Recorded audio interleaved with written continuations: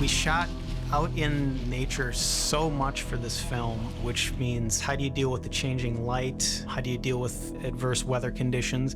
Just because of the limited number of days to shoot the film, the tone of the film, the style that we wanted to adhere to keep the camera light, keep it handheld.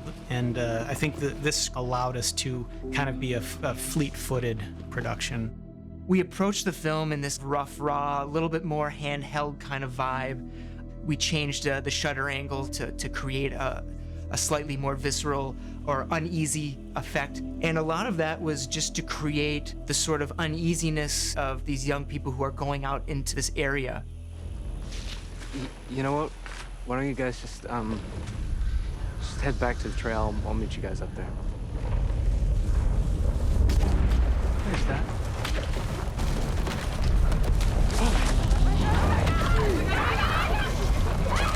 We were filming a scene where we all fall down a hill, which sounds not so bad, but it was pretty gnarly. There were days when I would be done with like falling stunts, and then I would fall additionally 12, 13 times just on my own. For most of the shoot, my knees were black and I had a huge bruise on my arm, but I loved it, and you know, I'm a bit of a brute and I love to just throw myself in it.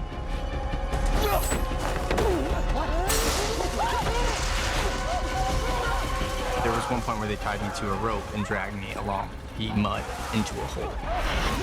The actual falling into the hole and slamming at the face and whatnot was done by a stunt guy, but I love stunts.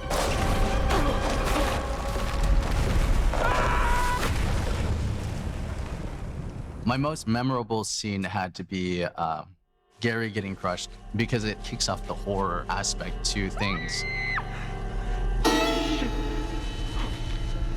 It was such a heightened emotional scene. When we were doing that scene, I remember I literally got the actors together in the location, right there with dead Gary sitting next to us. And I just was like, let's have a talk about how you guys feel about this moment. There could be moments where we don't know what to say. Like, really getting into the nitty-gritty about what this meant to each one of these characters.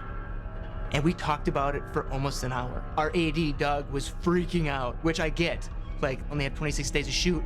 But what was so important to the characters, especially a character like Luis, who loses his best friend, his love.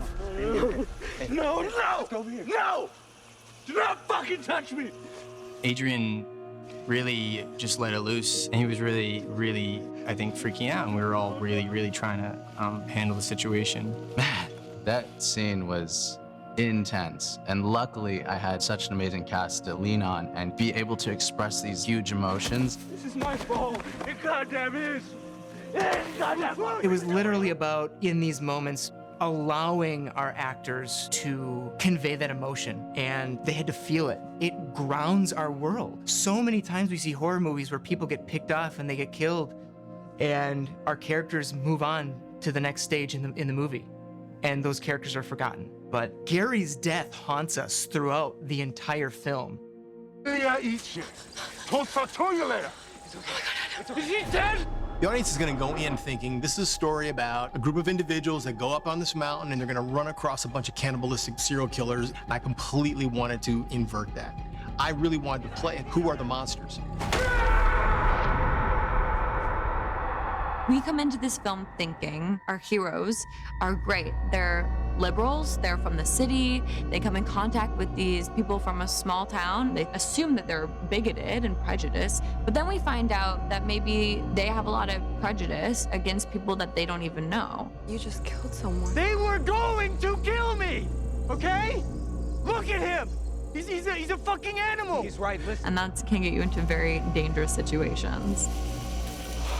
The Foundation is presented initially as this scary group of evil people who are out to kidnap and murder this group of friends who are just a nature adventure. And they're also creepy as hell because they wear skull masks when they hunt. So Adam villainizes these people. They go up there with expectations and kill someone because they thought they were monsters. And when they pull off those skull masks, what are you going to see?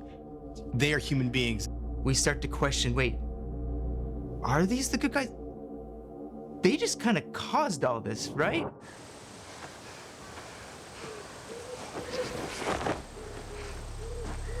Walk. When they run afoul of the foundation, what the plot delves into is this intersection of what the America of today is with the America of the foundation and how we view both of those worlds. What's the better world? The Foundation is a community of people who, prior to the Civil War, said, we don't want any part in this, and we want to create our own utopic society. The people fled to create a community that was free of all the strife and racism and violence that was coming below. They have closed themselves off from civilization, from modern technologies, from really anything that we know and love in our modern world. They grow their own food, they hunt their food, they make their own clothes. They're a group of people who take care of each other like most people don't nowadays. Are they a better version of America than the version that we have? The look at the Foundation really comes from practicality. Not only has the Foundation created a community based on how to live and survive out in the wilderness, but also it is their job to keep strangers and outsiders out. When I explained to our production designer, Rochelle Berliner, some of the looks that I was going for, you know, we touched on things that were around the time of the Civil War. Like, they would have kept those items or created new items based on how those items were created back in the day. We also took cues from Native American settlements, not necessarily tents and teepees, but the hunting and the gathering. But you also have to invoke a level of fear. Fear through the way you dress, fear through the traps that you set in the woods, the weaponry. There's also a little bit of Viking inspiration as well, because with the Vikings, it was about creating this intimidation. You think of them as these big people that wore these giant helmets and horns and had these giant weapons, and I think that's what the Foundation has also glommed onto, is this fact. They are an intimidating group of people.